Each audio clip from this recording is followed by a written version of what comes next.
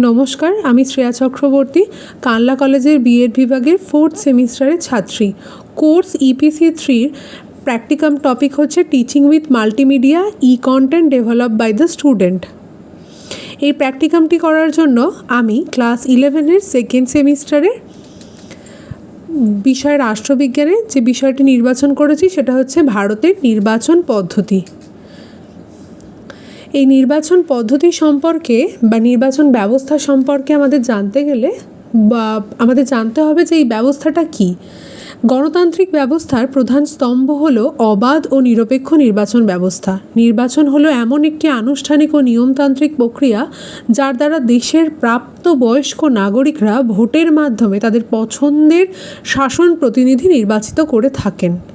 আধুনিক পরোক্ষ বা প্রতিনিধিমূলক গণতান্ত্রিক শাসন ব্যবস্থায় নাগরিকরা নিজেরা সরাসরি আইন প্রণয়ন বা দেশ পরিচালনা করেন না। নাগরিকদের দ্বারা নির্বাচিত প্রতিনিধিরাই সরকারি প্রশাসন পরিচালনা করেন এবং রাষ্ট্রের যাবতীয় গুরুত্বপূর্ণ ও নীতি নির্ধারণ সিদ্ধান্ত গ্রহণ করে থাকেন। এর পরের দেখব আমরা নির্বাচনের ধারণা এবং গুরুত্ব। এই নির্বাচন ব্যবস্থার আমাদের ধারণা সেটা কতটা গুরুত্বপূর্ণ সেটা আমরা দেখব। গণতন্ত্রের প্রাণ হলো নির্বাচন। এটি এমন এক প্রক্রিয়া যার মাধ্যমে দেশের জনগণ তাদের প্রতিনিধি নির্বাচন করেন এবং একটি সরকার গঠন করে থাকেন। এই নির্বাচন ব্যবস্থায় কি গড়ে ওঠে সেটা হচ্ছে জনগণের সার্বভৌমত্ব প্রতিষ্ঠা পায়, সরকারের দায়বদ্ধতা নিশ্চিত হয়, শান্তিপূর্ণ উপায়ে ক্ষমতার পরিবর্তন ঘটে, রাজনৈতিক সচেতনতা বৃদ্ধি পায়। নির্বাচন ব্যবস্থাটা সম্পূর্ণ সংবিধান অনুযায়ী। এই ভারতের নির্বাচন পদ্ধতিটি হয়েছিল সংবিধানের ৫০ অংশ, সংবিধানের ৩২৪ থেকে ৩২৯ নং ধারা। নির্বাচন পরিচালনা সংক্রান্ত খুঁটিনাটি বিষয়গুলি স্পষ্টভাবে বিধিবদ্ধ করা হয়েছে। ৩২৪ নম্বর ধারার নির্দেশনা কী ছিল? সুষ্ঠু, অবাধ ও নিরপেক্ষ নির্বাচন সুনিশ্চিত করার লক্ষ্যে সংবিধানের ৩২৪ ধারায় একটি সম্পূর্ণ স্বাধীন ও স্বশাসিত নির্বাচন কমিশন গঠনের কথা বলা হয়েছে। এর নিরপেক্ষতা রক্ষা করা দায়িত্ব ছিল। এই সাংবিধানিক ব্যবস্থার মূল উদ্দেশ্য কেন্দ্রের শাসক দল বা প্রশাসনের অনপ্রভূত হস্তক্ষেপ থেকে নির্বাচন প্রক্রিয়াকে সম্পূর্ণ মুক্ত এবং স্বাধীন রাখা। এর পরবর্তীতে দেখব এই নির্বাচন ব্যবস্থাটা এই সূচনা কবে হয়েছিল ভারতবর্ষে প্রথম সূচনা হয় 1951 থেকে 52। এই প্রথম সাধারণ নির্বাচন ছিল একটি বিশাল কর্মকাণ্ড যা বিশ্ববাসীকে অবাক করে দিয়েছিল। সেখানে ছিল 173 মিলিয়ন ভোটার, মোট আসন ছিল 489 এবং 196,000 পোলিং বুথ ছিল। আমাদের জ্ঞাতার্থে জেনে রাখা দরকার যেটি হলো জওহরলাল নেহরুই ছিলেন কিন্তু স্বাধীন ভারতের প্রথম নির্বাচিত প্রধানমন্ত্রী হিসেবে দায়িত্ব গ্রহণ করে থাকেন। এর পরবর্তীতে আমরা দেখব যে ভারতের নির্বাচন ব্যবস্থার প্রধান কয়েকটি বৈশিষ্ট্য রয়েছে। প্রধান কয়েকটি বৈশিষ্ট্যের মধ্যে গুরুত্বপূর্ণ হচ্ছে সার্বজনীন প্রাপ্তবয়স্ক ভোটাধিকার। 18 বছর বা তার বেশি বয়সের প্রতিটি নাগরিকই কোনো বৈষম্য ছাড়াই নির্বাচনে ভোট দেওয়ার অধিকারী। এক ব্যক্তি এক ভোট নীতি, এটি সবচেয়ে গুরুত্বপূর্ণ। যেমন প্রতিটি ভোটারের ভোটের রাজনৈতিক গুরুত্ব ও মূল্য সমপর্যায়ের, এখানে কোনো আর্থিক বা সামাজিক তারতম্য অকার্যকর। অনগ্রসর শ্রেণী আসন সংরক্ষণ, সমাজে পিছিয়ে পড়া দলিত, এসটি জনজাতির প্রতিনিধিত্ব নিশ্চিত করতে আইনসভায় তাদের নির্দিষ্ট আসনে সংরক্ষণ করা হয়েছে। নিরপেক্ষ নির্বাচন কমিশনের উপস্থিতি, এই নির্বাচন ব্যবস্থাটাকে সম্পূর্ণ কিন্তু পরিচালনা করে নির্বাচন কমিশন। যে রাষ্ট্রপতির অধীনে গঠিত সম্পূর্ণ নিরপেক্ষ নির্বাচন কমিশন স্বাধীনভাবে ভোটদানের প্রক্রিয়াটাকে তদারকি করে থাকেন। এর পরবর্তীতে আমরা দেখব ভারতের সাধারণ সংখ্যাগরিষ্ঠতা পদ্ধতি। সাধারণ সংখ্যাগরিষ্ঠতা পদ্ধতি ভারতের লোকসভা বিধানসভা নির্বাচনে এই পদ্ধতি অনুসরণ করা হয়। এই ব্যবস্থায় সমগ্র দেশকে বা রাজাকে সমান জনসংখ্যার ভিত্তিতে কয়েকটি একক সদস্য বিশিষ্ট নির্বাচনী এলাকায় বিভক্ত করা হয়। এই পদ্ধতিতে কোনো প্রার্থীকে মোট পোল হয় ভোটের 50% বা তার বেশি সংখ্যাগরিষ্ঠতা পাওয়ার প্রয়োজন হয় না। প্রতিদ্বন্দ্বী প্রার্থীর মধ্যে যিনি তুলনামূলকভাবে সর্বাধিক ভোট পাবেন তিনি কিন্তু জয়ী হিসেবে ঘোষণা করা হয়। উদাহরণস্বরূপ বলা যায়, কোনো একটি এলাকায় 4 জন প্রার্থীর প্রাপ্ত ভোট যথাক্রমে 40%, 30%, 20 এবং 10%। তাহলে যিনি 40% ভোট পাচ্ছেন তিনি কিন্তু জয়ী হবেন। এর পরবর্তীতে হচ্ছে নির্বাচনে ভোটারদের যোগ্যতা, কারা ভোট দেবে এবং কারা সরকার গঠন করতে পারে তাদের একটা ন্যূনতম যোগ্যতা থাকবে। কি যোগ্যতা? ভারতীয় নাগরিকত্ব।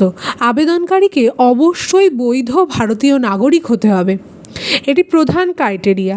ন্যূনতম বয়স কত হতে হবে? সংবিধানের 326 নম্বর ধারা অনুযায়ী ন্যূনতম বয়স তার হতে হবে অতি অবশ্যই 18 বছর পূর্ণ হতে হবে।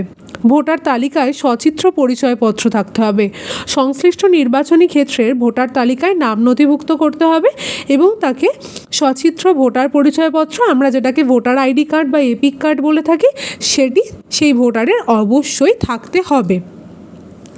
এর পরবর্তী ক্ষেত্রে আমরা দেখব যে সার্বজনীন ভোটাধিকার।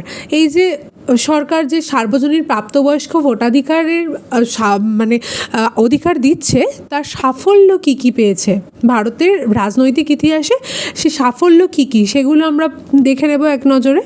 রাজনৈতিক সচেতনতা বৃদ্ধি পাচ্ছে। প্রান্তিক পিছিয়ে পড়া মানুষের মধ্যে একটি নিজস্ব অধিকার বা ভোটদানের সচেতনতা বিপুল পরিমাণে বৃদ্ধি পাচ্ছে, যে আমি একটি সরকার গঠন করতে পারি বা আমার ভোটটা কতটা গুরুত্বপূর্ণ, এটি পিছিয়ে পড়া মানুষের মধ্যেও কিন্তু এই ধারণাটা গঠন হয়েছে।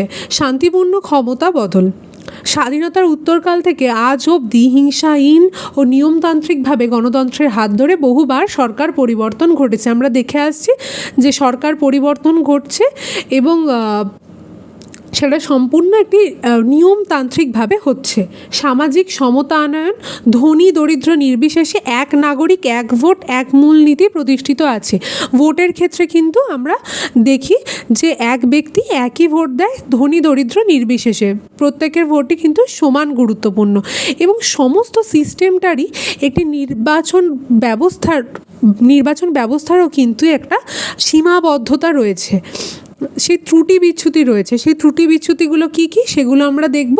সেগুলো হচ্ছে ভারতের নিরপেক্ষতা এবং দারিদ্র্যের প্রভাব।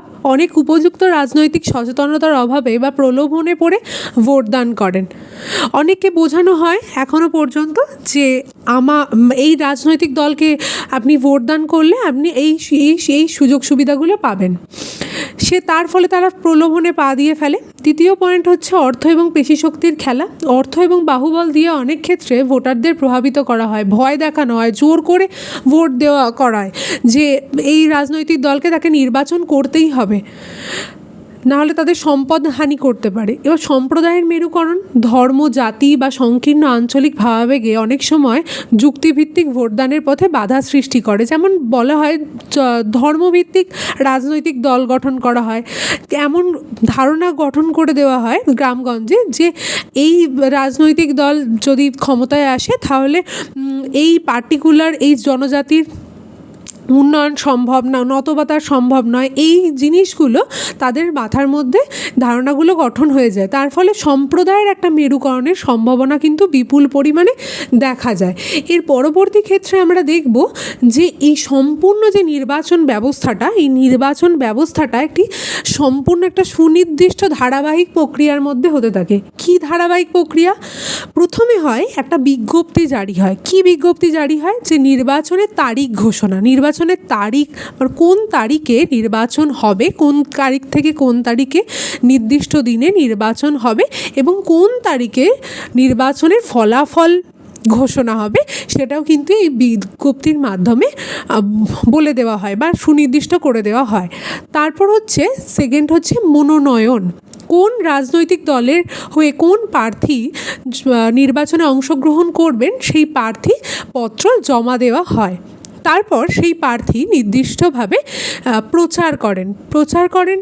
কোথায় প্রচার করেন? জনসভা এবং পদযাত্রা। সেই প্রার্থীকে উল্লেখ করতে হয় যে সেই প্রার্থী যদি জয়ী হিসেবে জিতে আসে জয়ী হিসেবে আসে, তাহলে সেই প্রার্থী জনগণের জন্য কী কী সুযোগ সুবিধা নিয়ে আসতে পারে। সেটা নিশ্চয়ই ঘরে বসে হবে না, কোথায় হবে, জনসভা এবং পদযাত্রার মাধ্যমে জনগণের সাথে অংশগ্রহণ করে সেটা হবে। তারপরে প্রধান গুরুত্বপূর্ণ হচ্ছে ভোট গ্রহণ, যেখানে জনগণ তার পছন্দসই রাজনৈতিক দলকে ভোট দেবে। কিসের মাধ্যমে, কিসে ভোট দেবে? ইভিএম এবং ব্যালটের মাধ্যমে। তারপরে আসে গুরুত্বপূর্ণ বিষয় গণনা। প্রচুর রাজনৈতিক দল অংশগ্রহণ করেন এবং কোন দল সরকার গঠন করছে সেটা প্রধানত আমরা কোন দিন জানতে পারি? গণনা হওয়ার পর, ফলাফল ঘোষণার পর। তার পরবর্তী ক্ষেত্রে আমরা দেখব যে এই সমস্ত নির্বাচন প্রক্রিয়াটি কে পরিচালনা করে? নির্বাচন কমিশন। নির্বাচন কমিশনের প্রধান কিছু কার্যাবলী রয়েছে এই নির্বাচনের ক্ষেত্রে। কি কি? যেমন ভোটার তালিকা প্রস্তুত ও সংশোধন। কি কি ক্রাইটেরিয়াযুক্ত ভোটার তিনি ভোট দিতে পারবেন সেগুলো প্রস্তুত করা। প্রতি নির্বাচনের আগে নতুন নাগরিকদের তালিকাভুক্ত ভুল সংশোধন, সচিত্র ভোটার পরিচয়পত্র প্রদান করে থাকেন কে? নির্বাচন কমিশন।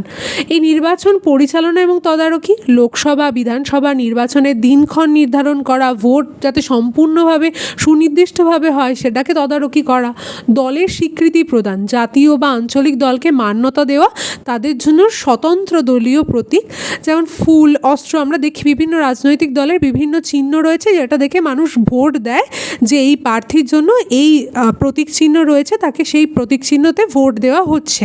এটি হলো সম্পূর্ণ নির্বাচন ব্যবস্থার প্রক্রিয়াটি, যেটি আমি স্তরে স্তরে সাজিয়ে সম্পূর্ণ ব্যবস্থাটিকে উপস্থাপন করার চেষ্টা করেছি। ধন্যবাদ।